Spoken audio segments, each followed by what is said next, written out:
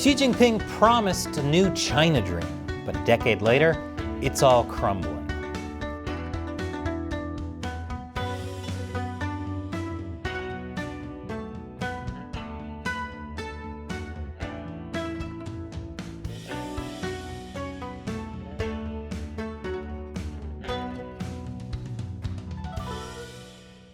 Welcome to China Uncensored, I'm Chris Chappell.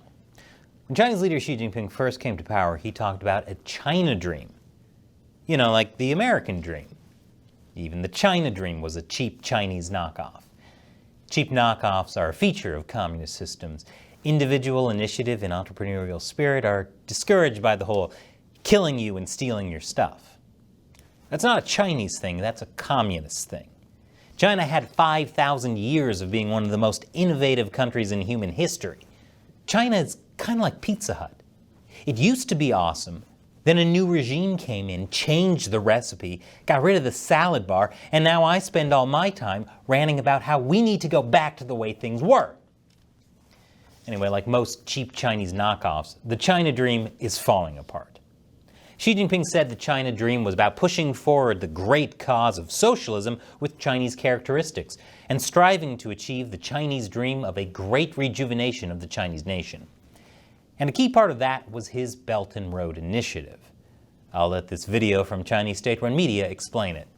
The belt connects to land, the road moves on the sea. The promise that they hold is joint prosperity. The future's coming out.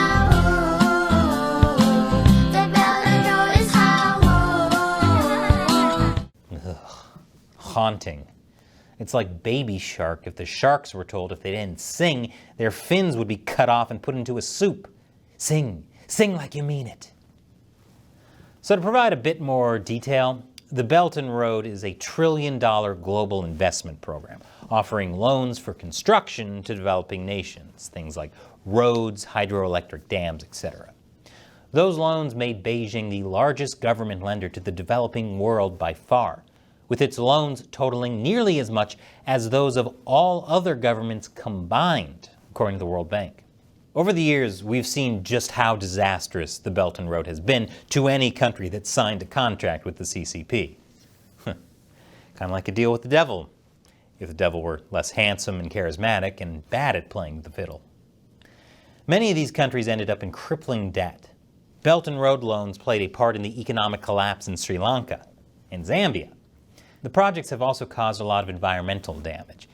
The WWF has listed over 1,700 critical biodiversity spots and 265 threatened species that will be adversely affected by the BRI. Wow, I never knew the WWF cared so much about the environment.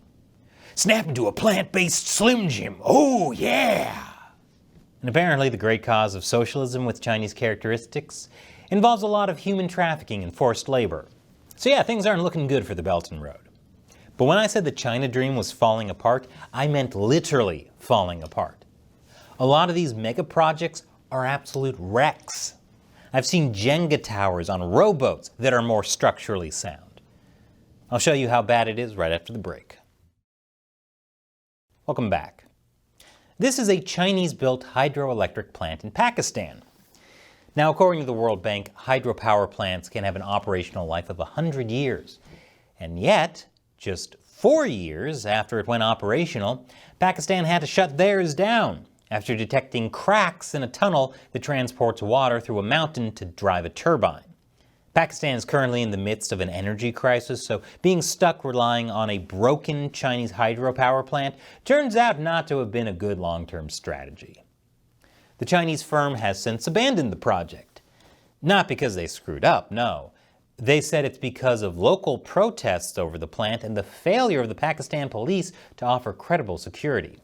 Why are there protests? Who knows? It's a great dam. Stop asking so many damn questions. Here's a Chinese-built hydropower plant in Uganda. Guess how it's doing. It was shut down after finding more than 500 construction defects. People are panicking over only 500 construction defects? Yeah, this definitely isn't China's fault either. It's all those whiny dam protesters. As for the other Chinese-built hydropower plant in Uganda, it's 3 years behind schedule, a delay that Ugandan officials have blamed on various construction defects, including cracked walls. The government had to start paying back the $1.44 billion it borrowed from the Export-Import Bank of China to finance the project, even as the plant remains inoperational. China also built this vast housing project in Angola. It was funded by a $2.5 billion loan from China. 10 years later, many locals are complaining about cracked walls, moldy ceilings, and poor construction. Honestly, at this point, I'm starting to wonder if the walls crack after construction or if they're just built using pre-cracked walls. The Chinese construction company is blaming the locals. Obviously, those locals can't appreciate the cracked wall aesthetic. I mean, what's wrong with a crack house? Oh, now that I've said it out loud, I get it. More recently, China has been making a big push to expand its influence in Latin America. And Ecuador has been on the forefront. That means lots of Belt and Road construction. And it's probably worse than you can imagine. I'll tell you why after the break. Welcome back. So you're probably thinking, how could these Chinese construction projects get worse? What? Is there an active volcano involved? That'd be ridiculous. Actually, no, there is an active volcano. I'll get to that one in a minute. Now, as I mentioned, China has been particularly aggressive in Ecuador. A lot of it began after Ecuador suffered a sovereign debt default in 2008. At the time, Ecuador's far-left president, Rafael Correa, decided it was time to team up with like-minded communist China. In total, Chinese banks lent Ecuador $18 billion during Mr. Correa's term. Maybe that wasn't such a good idea. Because Ecuadorian lawmakers, former government ministers, and anti-corruption activists say the loans lacked transparency, with contracts given to companies without public bids, resulting in shoddy construction, high costs, and graft. By the way, did I mention Correa was later convicted of corruption? Wow, he and communist China really were like-minded. I wonder if he also blamed this all on those damn protesters. So let's talk about some of these Chinese projects. One was a giant metropolis that was supposed to be Ecuador's Silicon Valley.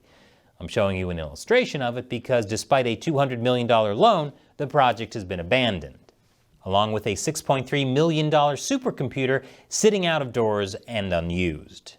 Wait, they've got a giant supercomputer just sitting outside? Shelley, I think I have an idea for our next China Uncensored road trip. It'll be just like that game Stray, which I talked about on our new gaming channel, Gamers Unbeaten. I'll put a link below. Ecuador has other problems as well. There are some 200 Chinese-built schools, many with faulty foundations, slanted floors, and exposed cables. Considering how China builds schools in China, I don't think anyone should be hiring Chinese construction companies to build them in Ecuador.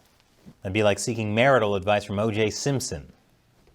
And then there's the active volcano and the hydroelectric dam China built right next to it. It's called the Coca-Cola Sinclair Hydroelectric Plant. Not to be confused with the Coca-Cola Sinclair.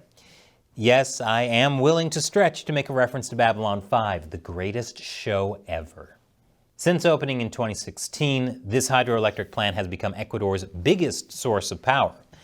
The Coca-Cola Sinclair Hydroelectric Plant is a $2.7 billion project. So you might think it would be well made, if you haven't been paying attention to literally everything else I've said so far. Well, this Chinese-built dam already has thousands of cracks. And by thousands of cracks, I mean they've already found 17,000. Faulty steel imported from China, it seems. Also, tangent, who counted all those cracks? I assume someone super paranoid about breaking their mother's back. And even if the cracks don't destroy the dam, all the environmental damage it's caused could. The dam has sped up the erosion of nearby riverbanks. According to one geologist, the erosion is a process that would normally occur over thousands or millions of years, but the dam has accelerated it in just a matter of 5 years, leading WWF stars to say, "Oh no!" The erosion has already destroyed roads, oil pipelines, even Ecuador's biggest waterfall. And it's also wrecking a nearby town that sprang up to provide for Chinese construction workers, including a brothel that was apparently pretty popular with both Chinese and Ecuadorian workers. The things that bring people together. No one knows how long the Coca-Cola Sinclair will last, but when it goes, it will be a disaster. As one engineer told the Wall Street Journal, we could lose everything. And we don't know if it could be tomorrow or in 6 months. So remember, folks, no matter how good a deal communism seems to be up front, it will always cost you everything in the end, no matter what you're told by singing children who are clearly under duress.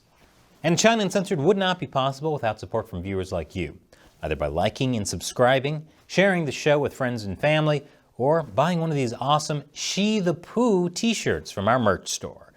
Buy them with the link below. And of course, a special thanks to everyone who gives direct support on our crowdfunding website, Patreon.